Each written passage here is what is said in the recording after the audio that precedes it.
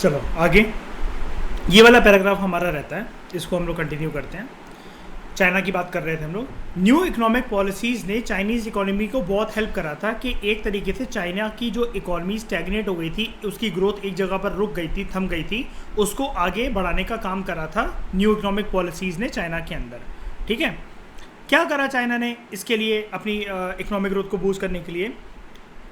जो प्राइवेटाइजेशन हुआ था ना एग्रीकल्चर का चाइना के अंदर, याद है ना, मैंने बताया था पहले सब कुछ गवर्नमेंट कंट्रोल के हाथ में था, बाद में उसने एग्रीकल्चर वगैरह सारी चीज़ों को प्राइवेटाइज कर दिया था। ठीक है, तो ये जो एग्रीकल्चर का प्राइवेटाइजेशन हुआ था, इसकी वजह से चाइना के अंदर एग्रीकल्चर प्रोडक्शन बहुत ज़्यादा बूस्ट हुई, और जो चाइना के दूर दराज गाँव के इलाके में लोग रहते थे उनकी इनकम बढ़ी। जो पर्सनल सेविंग लोगों की थी रूरल इकोनॉमी के अंदर, वो बहुत ज़्यादा हाई थी, जिसकी वजह से लोगों ने पैसा जोड़ते जोड़ते गांव में इंडस्ट्रीज़ खोलना सेटअप करी, अपना स्टार्टअप कुछ ना कुछ खोलना स्टार्ट करा। ये उस ज़माने की बात चल रही है जब चाइना ने अपने दरवाजे खोल दिए थे वर्ल्ड इकोनॉमी के लिए। चाइना की जो इकोनॉमी थी, फिर चाहे आप चाइना की इंडस्ट्री की बात करो और एग्रीकल्चर की बात करो, वो बहुत ज़्यादा तेज़ी के रेट पर बढ़ी। जो नए ट्रेडिंग लॉस थे चाइना के अंदर कि व्यापार कैसे होना है बोथ डोमेस्टिकली और इंटरनेशनली, इसकी वजह से चाइना के अंदर बड़े सारे स्पेशल इकोनॉमिक जोन सेटअप हुए। ठीक है, कशिश वाली बात याद है ना, इंदौर वाली बात, स्पेशल इकोनॉमिक जोन्स वाली, जिसकी वजह से फॉरेन ट्रेड काफ़ी ज़्यादा चाइना में बूस्ट हुआ। चाइना में उसके बाद फॉरेन डायरेक्ट इन्वेस्टमेंट ज़्यादा आई। फॉरेन डायरेक्ट इन्वेस्टमेंट मतलब क्या होता है, जैसे मैकडी, KFC, ये बाहर की कंपनियाँ हैं और ये कल को इंडिया में आके इन्वेस्ट करें, तो उसको हम लोग कहते हैं कि ये एक प्रकार से फॉरेन डायरेक्ट इन्वेस्टमेंट कर रही हैं। ठीक है, जैसे इसका सबसे अच्छा एग्जांपल होता है गुड़गांव नोएडा के अंदर जो हमें MNCs देखने को मिलती हैं बड़े सारे। इससे हुआ क्या, जब फॉरेन डायरेक्ट इन्वेस्टमेंट आई तो बाहर से डॉलर्स और अलग अलग तरह की करेंसीज जो थी, यानी कि फॉरेन एक्सचेंज रिजर्व चाइना में काफ़ी ज़्यादा बढ़ गया, जिसकी वजह से दूसरी कंट्रीज़ ने बहुत बड़ी बड़ी इन्वेस्टमेंट्स करी चाइना के अंदर। ठीक है, फिर चाइना को शामिल कर लिया गया उसके बाद 2001 में वर्ल्ड ट्रेड ऑर्गेनाइजेशन में। 2001 में चाइना WTO का मेंबर बना, जिसकी वजह से और ज़्यादा चाइना को हेल्प मिली। नाम ही यही दिख रहा है ना इसका, वर्ल्ड ट्रेड ऑर्गेनाइजेशन, तो इंटरनेशनल ट्रेड करने में चाइना को काफ़ी ज़्यादा हेल्प मिली।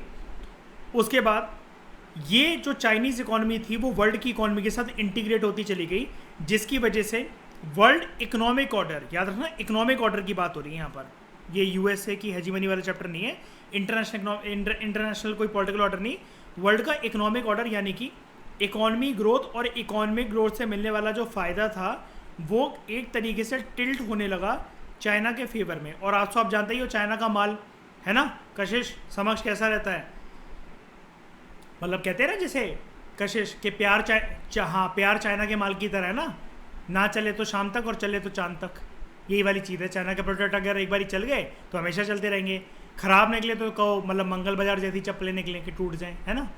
तो while the Chinese economy has improve dramatically, लेकिन हर कोई जो था चाइना में, जो चाइनीज़ लीडर्स ने इकोनॉमिक रिफॉर्म्स या पॉलिटिकल रिफॉर्म्स इंट्रोड्यूस करे थे, उसका हर किसी को फ़ायदा नहीं मिल पाया। जैसे कुछ आंकड़े हैं हमारे सामने, जो बेरोज़गारी थी चाइना के अंदर, मतलब ये वाला पैराग्राफ आपको कुछ प्रॉब्लम्स बता रहा है जो कि चाइना के अंदर फेस हुई। बेरोज़गारी तो जो थी चाइना के अंदर वो इतनी बढ़ गई कि 100 मिलियन लोगों के पास एटलीस्ट जॉब नहीं थी। जो फीमेल एम्प्लॉयमेंट और जो कंडीशंस थी वो इतनी ज़्यादा ख़राब थी कि ऐसा 18th 19th सेंचुरी में जो यूरोप में हालत थी, जब यूरोप बहुत पिछड़ा हुआ था, बहुत पिछड़ा हुआ रीजन, बैकवर्ड रीजन माना जाता था, तब उसके अंदर थी एनवायरमेंटल डिग्रेडेशन और करप्शन की समस्या काफ़ी बढ़ती चली गई, और अमीर और गरीब और अमीर इलाके और गरीब इलाके, रूरल और अर्बन रेजिडेंट्स के बीच में इकोनॉमिक इनक्वालिटी काफ़ी ज़्यादा बढ़ती चली गई। गरीब और अमीर का फ़र्क बहुत ज़्यादा मतलब वाइड होता चला गया। हाउएवर रीजनली और ग्लोबली, मतलब रीजनली यहाँ पर बात हो रही है कि एशिया के कॉन्टिनेंट की अगर हम लोग बात करें, और ग्लोबली मतलब अगर पूरे वर्ल्ड की अगर हम लोग बात करें, तो चाइना एक ऐसी इकोनॉमिक पावर बन गया जिसको पीछे छोड़ना इतना आसान नहीं है। चाइना की जो इकॉनमी, जो वर्ल्ड की इकॉनमी के साथ इंटीग्रेट हुई है, तो उससे चाइना काफ़ी ज़्यादा प्रभावशाली एक कंट्री उभर कर आया है अपने ट्रेड पार्टनर्स के साथ। ठीक है, और उसके जो अभी तक, जब तक उसने हाथ नहीं मिलाया था दूसरी कंट्रीज़ के साथ, व्यापार ओपन करने के लिए दरवाजे नहीं खोले थे अपने, तो अभी तक जो उसके लॉन्ग स्टैंडिंग डिस्प्यूट चलते थे जापान के साथ, USA के साथ, आसियान ऑर्गेनाइजेशन के साथ, रशिया के साथ, वो इकोनॉमिक पावर जैसे जैसे चाइना बढ़ता चला गया तो वो इसके इशूज़ रिजॉल्व होते चले गए। चाइना के शुरू से डिफरेंसेस रहे हैं ताइवान के साथ, ठीक है, जिसको वो उसके ऊपर वो कब्जा करे बैठा है चाइना, लेकिन बाद में उसने ताइवान की इकोनॉमी को भी अपनी इकोनॉमी के अंदर इंटीग्रेट कर लिया, ठीक है।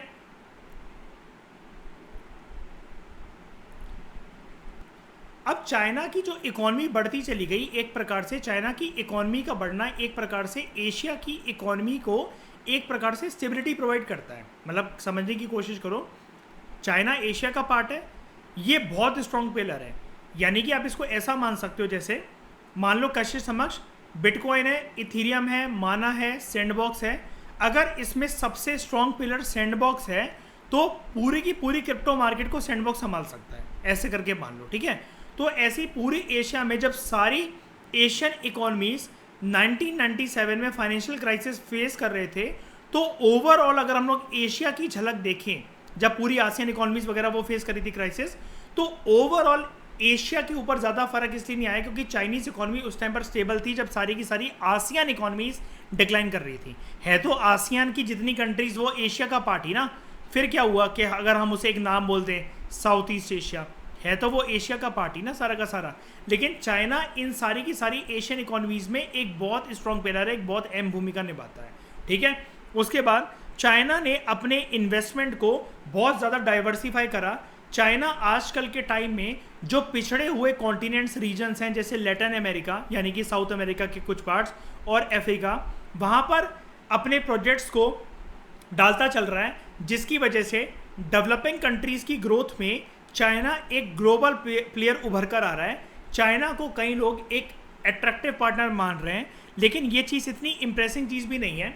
चाइना बहुत सारे कंट्रीज़ को डेब्ट ट्रैप में फंसा लेता है। जैसे मैं आपको एक एडिशनल बात बता रहा हूँ, ये वाली बात, चाइना बहुत सारी कंट्रीज़ को डेब्ट ट्रैप में फंसा लेता है।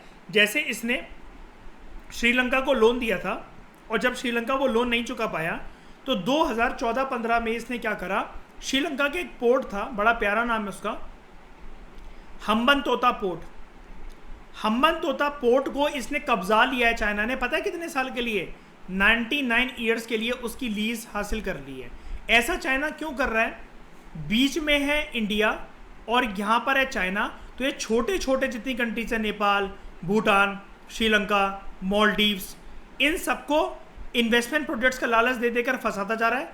चाइना उनको लोन देता है ऐसे प्रोजेक्ट्स के लिए जिसको चाइना ने कैलकुलेट कर लिया होता है कि ये कंट्री घंटा लोन रिकवर वापस नहीं दे पाएगी हमें इसका पैसा, और प्रिंसिपल इंटरेस्ट अमाउंट तो छोड़ो, प्रिंसिपल अमाउंट भी वापस नहीं कर पाएगी। और वो शर्तें ऐसे रखता है कि तुम्हारा ये रीजन, ये पोर्ट, ये इंफ्रास्ट्रक्चर का प्रोजेक्ट्स 99 ईयर्स के लिए हमारा हो जाएगा, 99 साल के लिए या फिर हमेशा के लिए हमारा, ताकि वो इंडिया को हर तरीके से घेर सके। और जो जैसे मतलब मान लो इंडिया यहाँ पर है और चाइना ऐसे दूसरी कंट्रीज़ के लालच दे के उन कंट्रीज़ के प्रोजेक्ट्स को हथिया कर इंडिया को जो घेरता चल रहा है, तो इसको हम लोग कहते हैं चाइना गर्दन में इंडिया के मोतियों की माला डालना चाहता है, जिसको हम लोग IR की लैंग्वेज में और UPSC की लैंग्वेज में हम लोग कहते हैं स्ट्रिंग ऑफ पर्ल्स पॉलिसी। ये कशिश याद रखना आप, समक्ष आप भी, स्ट्रिंग ऑफ पर्ल्स पॉलिसी, यही है चाइना की स्ट्रिंग ऑफ पर्ल्स पॉलिसी, ठीक है। इसको टैकल करने के लिए इंडिया की क्या पॉलिसी है, सिर्फ उसका नाम सुन लो। इंडिया की पॉलिसी है diamond necklace policy. Diamond necklace policy, जैसे जो चाबहार पोर्ट है ईरान का, वो ईरान ने इंडिया को दे रखा है कि तो आप यहाँ से फ्री नेविगेशन करो, शिप्स वगैरह खड़ी कर रखो, ताकि चाइना के ऊपर भी इंडिया नजर रख सके। चाइना इंडिया को ये ना समझे कि इंडिया बेवकूफ़ है और इंडियन ओशन में सारा का सारा चाइना ऐसे छोटी छोटी कंट्रीज़ को लालच देकर फंसा लेगा। अगर तुम स्ट्रिंग ऑफ पर्ल्स पॉलिसी का झूठा मोतियों की माला पिराकर अगर हमारा ट्रस्ट जीतना चाहते हो और गर्दन में हमारे एक फांसी का फंदा फंसाना चाहते हो, तो भाई साहब हम डायमंड नेकलेस पॉलिसी का इस्तेमाल करके आपको भी, आपके गर्दन में भी एक डायमंड की माला पहनाकर आपको फांसी का फंदा पहना सकते हैं। ये इंडिया की अप्रोच है चाइना की इस स्ट्रिंग ऑफ पर्ल्स पॉलिसी को टैकल करने के लिए, डायमंड नेकलेस पॉलिसी, ठीक है। तो ये आपका एक UPSC का टॉपिक कवर हुआ यहाँ पर। मैंने इस डायग्राम के बारे में तो बता दिया था आपको, ये वाला, लेकिन ये साइकिल वाला डायग्राम बहुत इंपॉर्टेंट है, ये अक्सर पूछा जाता है एग्जाम के अंदर। तो चलो इसको समझते हैं। देखो ये एक बाइसिकल है। कोई मुझे बता सकता है कि ये दो टायर्स इसके अलग अलग क्यों हैं, टायर ए और टायर बी? एक पे डॉलर बन रखा है और एक पे एक कम्युनिस्ट पार्टी का सिंबल बन रखा है। क्या है इसका मतलब? क्या है इसका मतलब?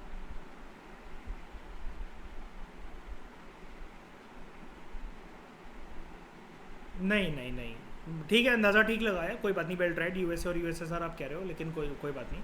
एक तो ये कि चाइना वर्ल्ड का लार्जेस्ट मैन्युफैक्चरर का बाइसाइकिल का, ठीक है, लेकिन ये नॉनसेंस मतलब डिबेट है, जैसे इसमें भी लिखा हुआ है इसमें कि चाइना वर्ल्ड का लार्जेस्ट यूज़र और मैन्युफैक्चरर है बाइसाइकिल्स का। ये तो बेकार चीज़ है। यहाँ पर पता है क्या मतलब है? थोड़ा सा अप्रोच फोकस करने की कोशिश करो, ज़रा बताओ मुझे समक्ष कशिश, आप में से कोई भी एक जन बताओ। इसका मतलब ये है, ये जो फोटो ए है ना, ये वाला, इसका मतलब है दिस इज ओल्ड चाइना। अब रिलेट करने की कोशिश करो। याद है वहाँ पर कम्युनिज्म और सोशलिज्म का रूल था, जिसकी वजह से गवर्नमेंट ने अपने इकोनॉमी के जो दरवाजे थे उसको बंद करके रखा हुआ था। समझ गए? ये क्या है? This is new China. जब चाइना ने, याद है वो दो लीडर्स के नाम हमने डिस्कस करे थे, रिकॉल करने के लिए बता देता हूं। चाइनीज लीडरशिप, ये दो नाम, जाओ इनलाई और देंग शियाओपिंग, याद आया? इन्होंने जब चाइनीज इकोनॉमी के दरवाजे खोले तो याद है मैंने एक बात बताई थी, यूएसए के साथ इन्होंने पिंग पोंग सेरेमनी यानी कि टेबल टेनिस का एक मैच खेला था, और ये इस तरफ संकेत करता था कि चाइना ने अपने इकोनॉमी के दरवाजे खोल लिए हैं। China is now fully ready to integrates its economy into the world economy, ठीक है। और यहाँ पर चाइना में इन्वेस्टमेंट्स आने लगी, इसलिए डॉलर का सिंबल है यहाँ पर। बताओ मुझे ज़रा, आप कोई दिक्कत? समझ में आया? बाइसिकल से क्या होता है, हम लोग आगे बढ़ते हैं, है ना? समझ पा रहे हो? साइकिल से क्या होता है, हम लोग आगे बढ़ पाते हैं। ये टायर ऐसा था कि ये साइकिल को स्लो लेकर जाता था। ये टायर ऐसा है कि इसने एक पहचान भी दी और फास्ट ग्रोथ करने में मदद करता है, यानी कि आपकी जर्नी को इसने फास्ट बनाया और स्मूथ बनाया। कैसे बनाया? जब आपने अपने इकोनॉमी के दरवाजे खोल दिए। बताओ मुझे ज़रा, कोई दिक्कत? जैसे नीचे वाले साइकिल के आप डायग्राम को यहाँ से भी रिलेट करने की कोशिश कर सकते हो। जब माओ लीडर था, माओ मतलब कब लीडर था? माओ से तुंग, मैंने आपको बताया था ना, जब चाइना आज़ाद हुआ था 1950s में, अर्ली 1950s में, तब यहाँ पर जो लीडर माओ था उसकी अप्रोच ये थी कि मतलब कम्युनिज्म और सोशलिज्म की आइडियोलॉजी को फॉलो करके एक प्रकार से चाइना जो है वो इनवर्ड पॉलिसी पे फोकस करे, यानी कि अपने सेल्फ पे फोकस करे कंप्लीट तरीके से। लेकिन जब आने वाली लीडरशिप आई, अब ये हु क्या है? एक इसका लीडर था हु जिनताओ, ठीक है। इसने एक प्रकार से कैपिटलिज्म को हवा दी। कैपिटलिज्म को हवा कैसे दी? जब चाइनीज इकोनॉमी ने अपनी इकोनॉमी वर्ल्ड इकोनॉमी के लिए ओपन कर दी एक प्रकार से, तो ऑब्वियस ही बात है डॉलर्स का इनफ्लो बढ़ गया कि नहीं बढ़ गया? ये चीज़ है। अपार्ट फ्रॉम दिस टॉपिक, ये कार्टून्स तो मैंने कवर करवा दिए हैं। एक बात याद रखना, एडिशनल बता रहा हूँ, ये आप एक चीज़ देख रहे हो, एक नाम लिखा हुआ है रेड बुक। यार माओ से तुंग ना कशिश समक्ष इतना ब्रिलियंट लीडर माना जाता था, ये देखने में ऐसा लगता था। अभी फोटो दिखाता हूँ मैं इसकी आपको गूगल से। माओ से तुंग इतना ब्रिलियंट लीडर था, इसने ना एक बुक लिखी थी, रेड बुक ऑफ चाइना। ये लाल कलर की किताब थी। जैसे कहते हैं ना कशिश समक्ष कि ज़िंदगी में अगर किसी भी उलझनों में उलझ जाओ, तो अगर आप मुसलमान हो तो सारे जवाब आपको कुरान शरीफ में मिल जाएंगे, क्रिश्चियन हो तो बाइबल में मिल जाएंगे, हिंदू हो तो भगवत गीता में मिल जाएंगे। इसी प्रकार से इकोनॉमी की या किसी कंट्री की कोई भी इकोनॉमिकल या पॉलिटिकल प्रॉब्लम हो, हर एक चीज़ का जवाब इसने इस रेड बुक ऑफ चाइना में लिखा था। चाइनीज लीडर्स ने इसको काफ़ी सारे साल तक यूज़ करा, आज भी वहाँ पर यूज़ होती है। इतना बढ़िया पॉलिटिकल और इकोनॉमिक स्ट्रैटेजिस्ट था ये अपनी कंट्री का कि एक देश को एलडीसी से डेवलप्ड कंट्री बनाने की दिशा में क्या क्या एक देश को चेंजेस लाने चाहिए, इसने इस सारी बुक में ये राज लिखे हुए थे, the red book of China, कि एक कंट्री अपने आप को गरीबी से अमीरी पर, बैकवर्डनेस से फॉरवर्डनेस पर कैसे बढ़ा सकती है। ठीक है, इसने ये एक प्रकार से एक बुक लिखी थी इसने। ये चीज़ है, छोटी सी इन्फॉर्मेशन है, मैंने कहीं पढ़ी थी, मुझे याद है इसलिए मैंने बता दी। अगला टॉपिक है हमारा इंडिया चाइना रिलेशंस। ठीक है, इंडिया चाइना रिलेशंस। इंडिया और चाइना दोनों ही बहुत ज़्यादा ग्रेट पावर्स मानी जाती हैं एशिया के अंदर। They are one of the greatest powers in Asia.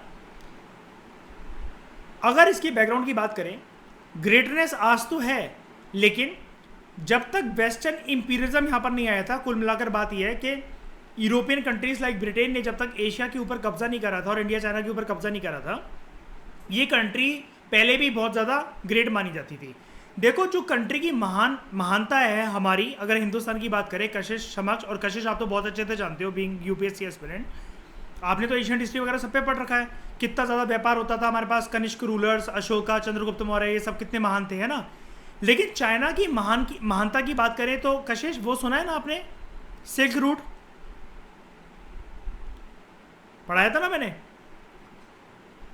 तो वहाँ से वो सिल्क का व्यापार करता था चाइना, और चाइनीज़ लीडर्स कितने ज़्यादा मतलब वो थे, ग्रेट थे, अमीर थे, प्रॉस्परस थे। तो चाइना का इन्फ्लुएंस ना शुरू से ही एशिया और एशियन कंट्रीज़ के बॉर्डर्स पे, उनकी पेरीफेरी यानी कि बॉर्डर्स पे रहता ही है। ठीक है, अलग अलग वक्त पे चाइना की डायनेस्टिक रूल का बहुत एक लंबा इतिहास रह चुका है। जैसे मंगोलियन रूलर्स रहे, कोरियन रूलर्स रहे, ठीक है, और इंडो चाइना का पार्ट, तिब्बत का कुछ रीजन, ये सब ने एक ना एक टाइम पर चाइना की अथॉरिटी को एक्सेप्ट करा था। चाइना के सामने ये सारे लीडर्स, ये सारे एम्पायर्स, डायनेस्टीज झुके थे। बड़े सारे किंगडम और एम्पायर जो इंडिया के अंदर थे, उनकी बाउंड्री भी बहुत ज़्यादा एक्सटेंड होती थी अपने कंट्री से बाहर। यानी कि अगर मैं ये बोलूँ, कश्मीर से कन्याकुमारी, गुजरात से अरुणाचल, इसके बियॉन्ड भी हमारी बहुत ज़्यादा बाउंड्रीज एक्सपेंड होती थी इधर उधर। और ये चीज़ तो आप बहुत अच्छे से जानते ही हो दोनों। अशोका की बात याद है, कशिश, चक्रवर्ती सम्राट, उसकी एक इंस्क्रिप्शन, कांदाहार इंस्क्रिप्शन अफगानिस्तान से मिली थी, है ना, यहाँ पर।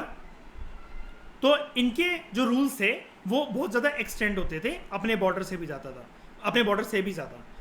बोथ केसेस में हम ये कह सकते हैं, चाहे इंडिया की बात करें चाहे चाइना की बात करें, शुरू से दोनों कंट्री एशिया की धरती पर पॉलिटिकल, इकोनॉमिक और कल्चरल पावर और इनका इन्फ्लुएंस हमें देखने को मिलता रहता है।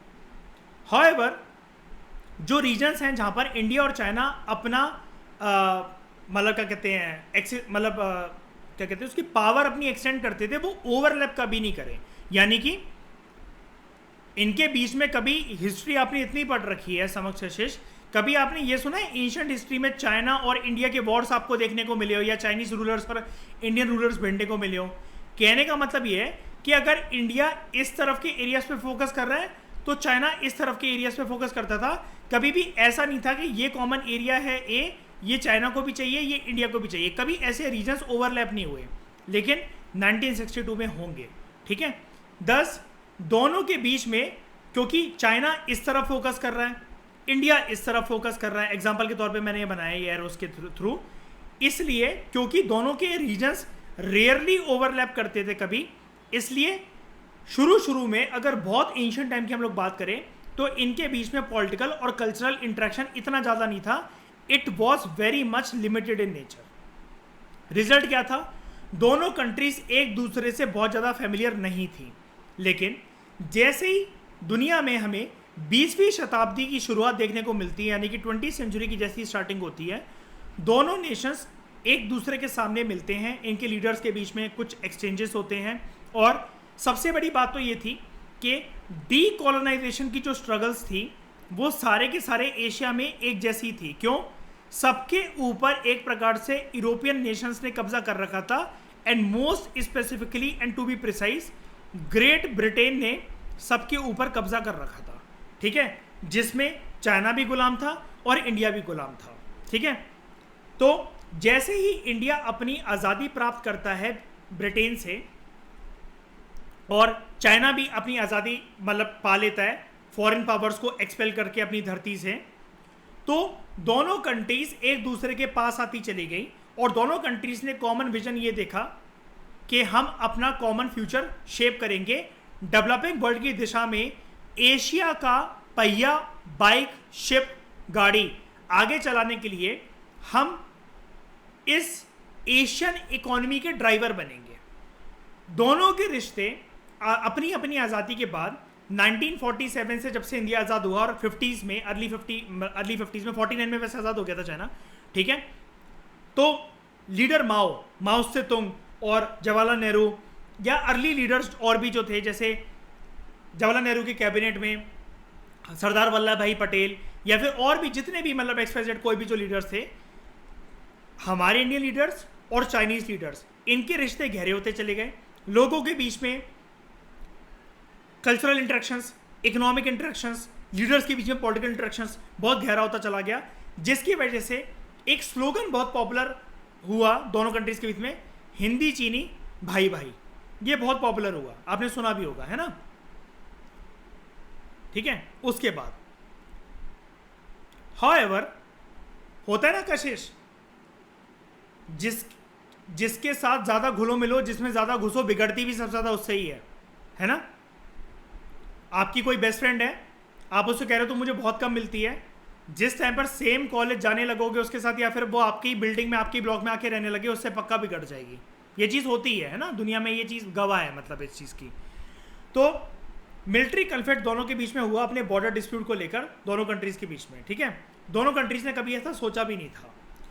जैसे इंडिपेंडेंस मतलब क्या कहते हैं, इंडिपेंडेंस हो जाता है तो एक कन्फ्लिक्ट हुआ। स्टोरी समझने की कोशिश करना, दोनों की दोनों स्टेट्स एक डिस्प्यूट में फंस के रह गई। Both states were involve in differences जो कि आ रहा था। चाइना ने क्या हरकत कर दी थी, इंडिया क्यों नाराज हो गया था चाइना से, चाइना ने ना तिब्बत को ओवरटेक कर लिया था 1950 में। तिब्बत एक छोटी सी कंट्री थी, इसको चाइना ने बोला, चाइना हमेशा पता है किसी कंट्री के ऊपर कैसे कब्जा करता है, from the perspective of UPSC. सिर्फ इतना समझ लो, चाइना ना झूठा मूठा ऐसी हिस्टोरिकल एक ना मैप बनाकर पेश करता है वर्ल्ड के सामने कि देखो हमारे इतिहास का ये पुराना मैप है, ये हिस्सा आज से 1500 साल, 250 साल, 5000 साल पहले हमारा पार्ट था, तो अब हम ये इस पार्ट को वापस लेने के लिए कुछ भी कर सकते हैं, कुछ भी जद्दोजहद करेंगे। चाइना ने तिब्बत को ओवरटेक कर लिया 1950 में, और बाद में इसकी वजह से सीनो इंडियन बॉर्डर, अच्छा इंडिया और चाइना के रिलेशंस को ना आप सीनो इंडियन कह सकते हो, सीनो इंडियन रिलेशंस, ये हुआ। क्या हुआ, चाइना छिड़ क्यों गया था, तिब्बत की जो लीडरशिप थी वहां पर एक इनका लीडर होता है जो कि बुद्धिज्म के बहुत भक्त होते हैं, दलाई लामा। इनके लीडर का नाम होता है दलाई लामा। दलाई लामा ने इंडिया से मदद मांगी और भारत की सरकार ने, नेहरू जी ने इनको, हमारे हिंदुस्तान में एक स्टेट है हिमाचल प्रदेश, वहां पर एक जगह है धर्मशाला, धर्मशाला के अंदर इनको शरण दे दी, यानी कि रेफ्यूज प्रोवाइड कर दिया। रेफ्यूज मतलब वो तो रेफ्यूजी थे दलाई लामा और उनके जो फॉलोअर्स थे, रेफ्यूज मतलब शरणार्थ प्रोवाइड कर दी। इसको हम लोग वैसे बोलते हैं रेफ्यूजी असाइलम। रेफ्यूजी असाइलम जो आपकी पोस्ट इंडिपेंडेंस वाली बुक है उसमें वर्ड यूज होगा, इसमें भी शायद से होगा, मेरे को नहीं पता, लेकिन रेफ्यूजी असाइलम वर्ड यूज करके आना पड़ेगा आपको बोर्ड के अंदर पेपर लिखते हुए। याद रखना कशिश समक्ष, मेंटल असाइलम मत लिख देना प्लीज, रेफ्यूजी असाइलम, ठीक है। तो चाइना और इंडिया जो थे वो एक दूसरे के साथ इन्वॉल्व हो गए। जैसे ही इंडिया ने दलाई लामा को पनाह दी, अपने हिमाचल प्रदेश में धर्मशाला में पूरे का आश्रम वगैरह इनके लिए खुलवा दिया, चाइना के लीडरशिप बहुत ज़्यादा नाराज़ हो गए। नेहरू जी ये क्या कर दिया आपने, आपसे तो हम कुछ बोल ही नहीं रहे थे, आपको ज़्यादा महान बनने के लिए किसने बोला, चलो आप महान बन गए तो आप महानता अपनी संभालिएगा, अब हमारे क्रोध को और हमारे कहर को अब आप रोक कर दिखाइएगा। अगेन चाइना ने क्या करा, मैंने क्या बताया, चाइना किसी भी देश के ऊपर कैसे क्लेम करता है। जैसे अभी लॉकडाउन में लड़ाइयाँ स्टार्ट हो गई थी, कुछ भी हो गई थी, हमेशा चाइना एक हिस्टोरिकल मैप निकाल कर लाता है और झूठा मूठा के देखो आज से 2000 साल पहले ये मैप हमें ये बता रहा है। अब हमें तो ये भी नहीं पता ना कि मैप तुम लाए कहाँ से, इसमें मिट्टी क्यों लगी हुई है, हम कैसे मान लें ऑथेंटिक मैप है। लेकिन भाई जैसे मान लो क्लास में कोई बुली करने वाला लड़का या लड़की है, तो वो तो चिल्ला चिल्ला के आपकी बात को शांत कर देते ना। घर पे जैसे कशिश कोई कलेशकारी मतलब कोई परिवार का वो है मेंबर है, उसकी आदत क्या होती है, वो अपनी गलती पे सामने वाले को, पूरे घर वालों को चिल्ला चिल्ला के दहाड़े दहाड़े मार मार के भौंक भौंक के शांत कर देता है वो इंसान। होता कि नहीं होता कशिश ऐसा, है ना?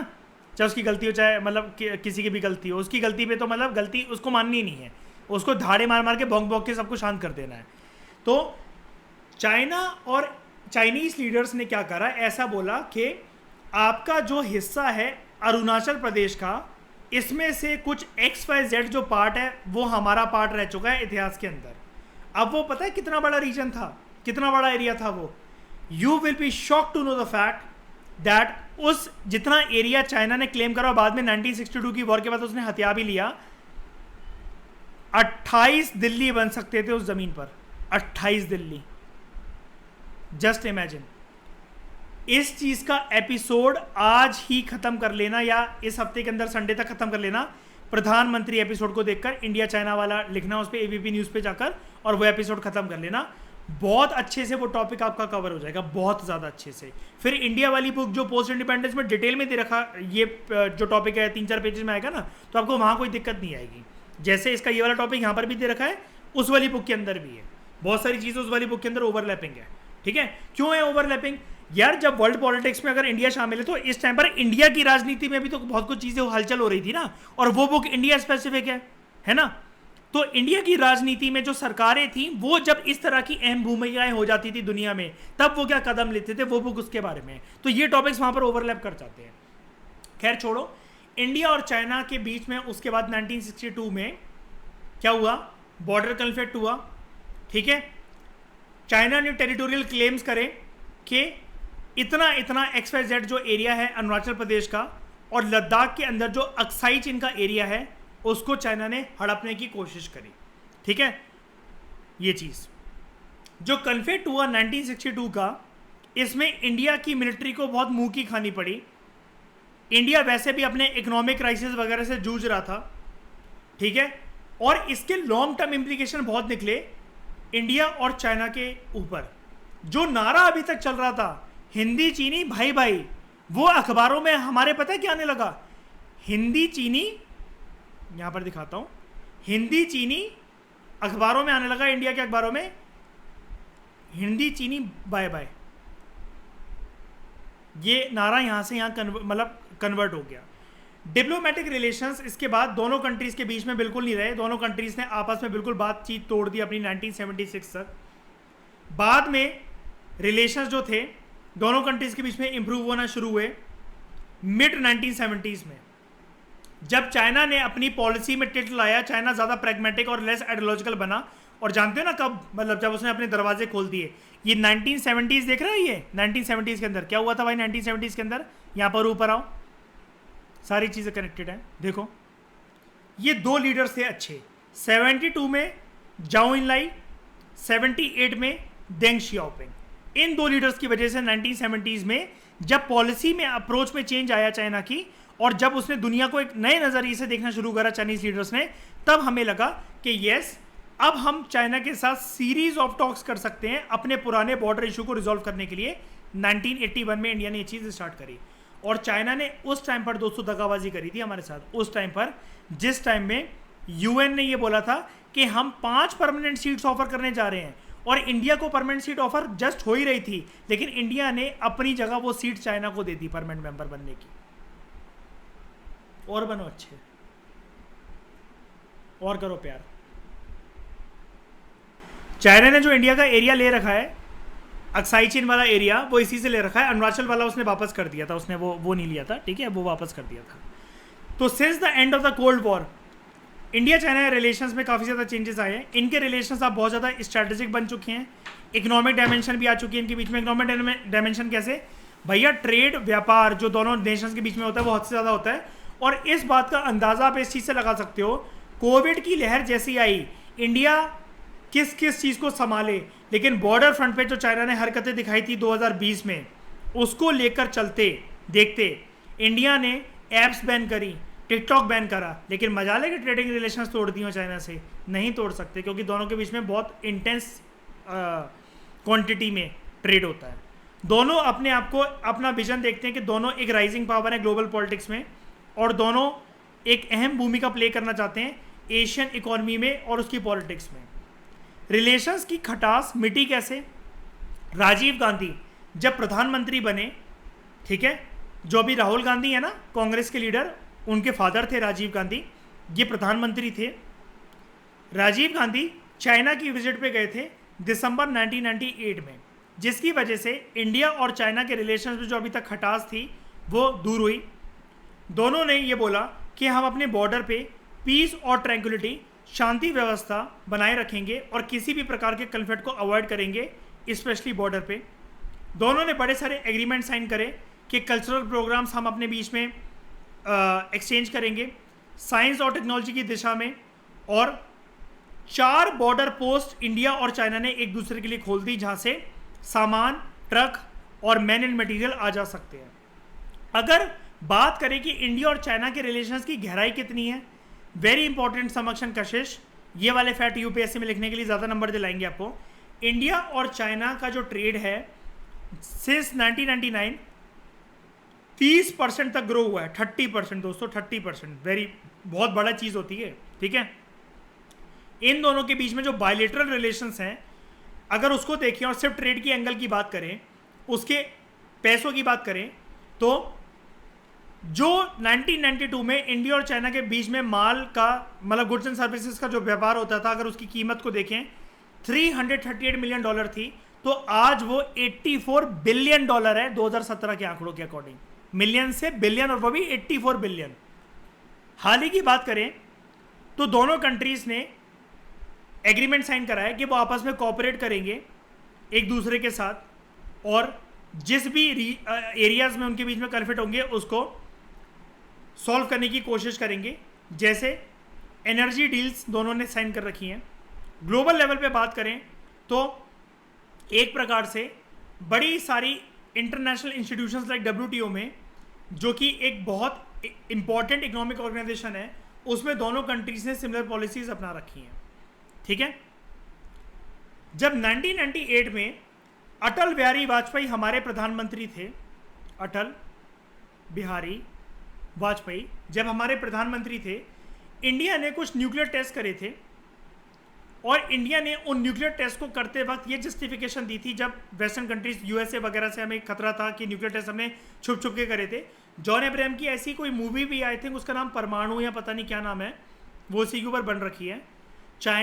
अमेरिका बार बार सैटेलाइट से नज़र रखता था कि इंडिया न्यूक्लियर टेस्ट ना करे, मैं रात को छुप छुप कर करना पड़ता था न्यूक्लियर टेस्ट। तो इंडिया ने जस्टिफाई ये करा था कि हमें चाइना से थ्रेट है, लेकिन ये न्यूक्लियर टेस्ट और खुलेआम ये बोलना इंटरनेशनल मीडिया पे भारत की सरकार के द्वारा कि हमें चाइना से थ्रेट है इसलिए हमने न्यूक्लियर टेस्ट कंडक्ट करा, दोनों के बीच में उसके वजह से रिलेशन में कोई ऐसा नहीं हुआ कि खटास पैदा हो गई। इंटरेक्शन और इंटीग्रेशन दोनों इकोनॉमीज के बीच में नहीं रुका, दोनों कंट्रीज के बीच में नहीं रुका, ठीक है। It is true that China was seen as contributing to build up Pakistan nuclear program. India ने बोला, ये वाली बात वैसे बात भी ठीक है, क्योंकि राइटर ये कह रहे हैं कि पाकिस्तान का जो न्यूक्लियर प्रोग्राम था, पाकिस्तान ने जब न्यूक्लियर एनर्जी बिल्ड करने की कोशिश करी तो उसको कोई भी कंट्री सपोर्ट करने को तैयार नहीं था, लेकिन चाइना ने जब उसको न्यूक्लियर सपोर्ट दिया तो इंडिया को भी भाई मेंटेन करना पड़ा। जैसे आपके घर पे अगर 5 बंदूकें रखी हुई हैं, कशिश समक्ष आपके घर पे रखी हुई हैं 5 बंदूकें, क्योंकि अगर पड़ोसी के घर पे 50 बंदूकें रखी हुई हैं तो इसलिए अपने 5 बंदूकें रखना तो आपका जस्टिफिएबल अटैक ही नहीं है। तो कल को अगर कोई बात हो जाए तो आप भी तो कुछ चला सको, यही चीज़ है। चाइना का जो मिलिट्री रिलेशंस हैं बांग्लादेश और म्यांमार के साथ, ठीक है, they were viewed as hostile to India's interest in South Asia. मतलब चाइना जो इंडिया की नेबरिंग कंट्रीज के साथ रिश्ते गहरे करता चला जा रहा था, इंडिया को ये लगा कि ये कंट्रीज कल को इंडिया से बागी ना हो जाए, लेकिन ऐसा कुछ भी नहीं हुआ, ठीक है। उसके बाद दोनों कंट्रीज ने अपने बीच में जो बाउंड्री डिस्प्यूट थे मिलिट्री टू मिलिट्री कॉपरेशन जो था इसको स्ट्रॉन्ग करा। न्यू दिल्ली और चाइनीज लीडर्स और जो ऑफिशियल्स थे वो बीजिंग और न्यू दिल्ली विजिट करते रहते हैं, ठीक है। इसके अलावा transportation, communication, economic interest, global concerns, ये सारी चीज़ें इंडिया पाकिस्तान, ये वाली चीज़ मैं अभी बताता हूँ, लेकिन ये सारे इश्यूज़ पर इन दोनों कंट्रीज ने बात करी है। हाल ही में क्या हुआ है, ये आपके लिए एक अपग्रेडेड चीज़ है, ये तो करंट अफेयर का एंगल है, ये लेटेस्ट एनसीईआरटी में upgradation. China Pakistan economic corridor, ठीक है, सीपीईसी, ये उसी का पार्ट है जो मैंने अभी आपको बताया। देखो बहुत सारे स्टूडेंट्स को समझ में भी नहीं आएगा 12th क्लास में, जो स्ट्रिंग ऑफ पर्ल्स पॉलिसी है ना चाइना की, जो अभी मैंने बताया जिसके बारे में। अब चाइना इंडिया को घेरना चाहता है, अभी मैंने बताया ना, भूले तो नहीं हो ना इस चीज़ को, भी बता दो हाँ या ना। चाइना छोटी छोटी कंट्रीज में इन्वेस्टमेंट करके या तो कंट्रीज को फंसा लेता है, या दुश्मन का दुश्मन दोस्त होता है। तो इंडिया का दुश्मन कौन? पाकिस्तान। चाइना ने देखा इंडिया का दुश्मन कौन? पाकिस्तान, उससे दोस्ती कर ली। तो यहाँ पर एक इकोनॉमिक कॉरिडोर इसने बनाया जो कि हमारे जो डिस्प्यूटेड रीजन है पाकिस्तान ऑक्यूपाइड कश्मीर, वहाँ से होकर गुजरता है। चाइना ने ऑफर दिया हमें कि तुम इसको ज्वाइन कर लो। चाइना के एक्चुअली जो प्रोजेक्ट है ना, जो स्ट्रिंग ऑफ पर्ल्स पॉलिसी, उसका सबसे बड़ा प्रोजेक्ट है जो उसका नाम है BRI। एक सेकेंड रुकना, उसका नाम है BRI। BRI क्या है?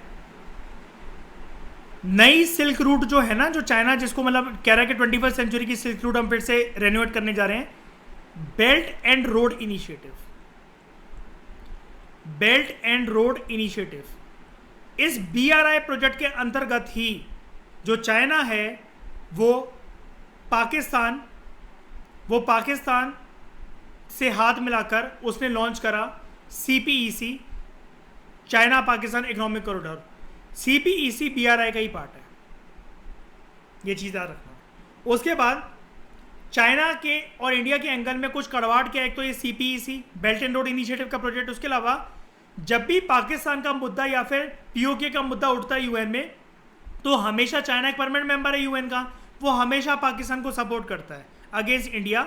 और पाकिस्तान में जब भी हम कोई पाकिस्तान के खिलाफ जब भी हम UN में कोई मूव जारी करते हैं कि टेररिज्म को लेकर, इसको लेकर, उसको लेकर, तो कभी भी ये नहीं है कि चाइना मतलब उसके खिलाफ बोल जाए, कभी उसके खिलाफ नहीं बोलता। ये चीज़ है, ये समझ में आया? बताओ। अब यहाँ पर ऑल्टरनेटिव सेंटर्स ऑफ पावर हमारे चैप्टर का नाम था। हमने किस किस की बात करी? हमने EU की बात करी, हमने आसियान की बात करी, उसके बाद हमने चाइना की भी बात कर ली। ऐसा देखा जाता है कि 2 पावर्स और हैं। पहले तो 2017-18 तक सिर्फ यही वाला टॉपिक होता था NCERT के अंदर। इसके बाद इन्होंने साउथ कोरिया को भी डाल दिया, क्योंकि टेक्नोलॉजी की दिशा में ये दोनों महारत कंट्रीज हैं, ठीक है। आगे इस रोबोट को ध्यान से देखना, पढ़ लो क्या लिखा है इसके ऊपर, ये क्वेश्चन आ सकता है।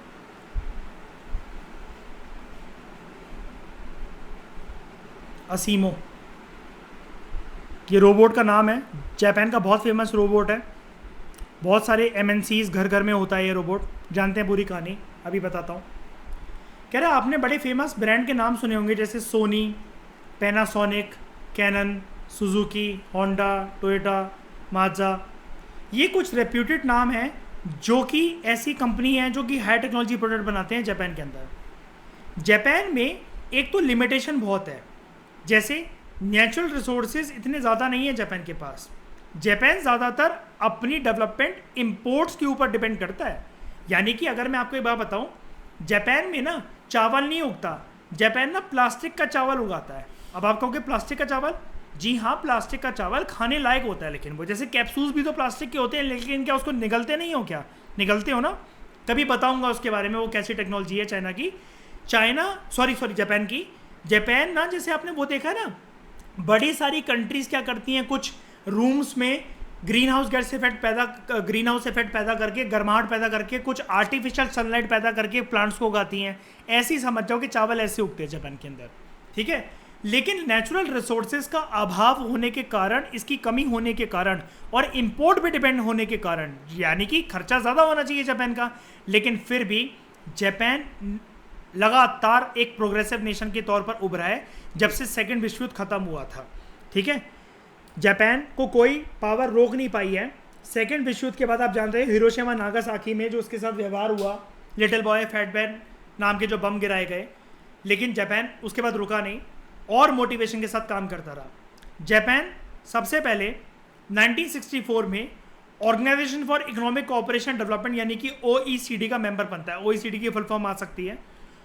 2017 में बात करें, जापान के आंकड़े हमें यह बताते हैं कि जापान दुनिया की तीसरी सबसे बड़ी इकोनॉमी है और ये इकलौता ऐसा एशिया का मेंबर है जो कि G7 का पार्ट है, ग्रुप ऑफ 7 का पार्ट है।